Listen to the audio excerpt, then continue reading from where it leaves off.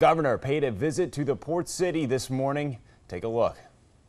Members of the military that are here today, let's give them another round of applause.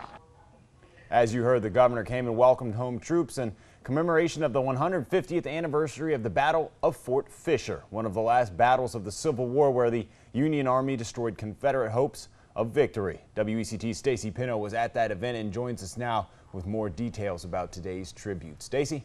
Alex, this event was huge. The governor actually flew into Wilmington from international business from earlier in the week just to make the opening ceremonies. Not to mention there were about 800 participants hosting this historic tribute, on top of the thousands of visitors who came to show their respects to family heritage and commemorate this historical battle.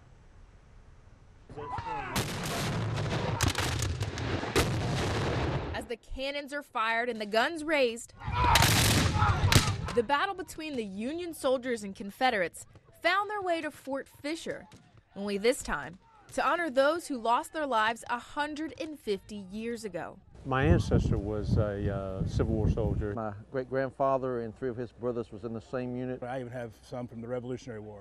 Generations later, these soldiers are taking a look back to the 1800s, paying tribute to their loved ones who fought in the Civil War. It's very emotional, very heartfelt, because you're walking where your great-great-grandfather walked. Taking just 2 days to walk in their shoes is only a small sacrifice compared to what their forefathers gave.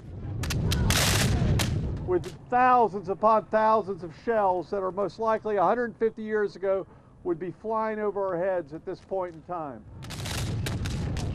We have to keep this spirit alive because it's like everything else. If we don't, it's going to die. To keep history alive, the tributes are telling their tales to the kids. You learn what happened in the past, and you could try to stop that stuff from happening in the future.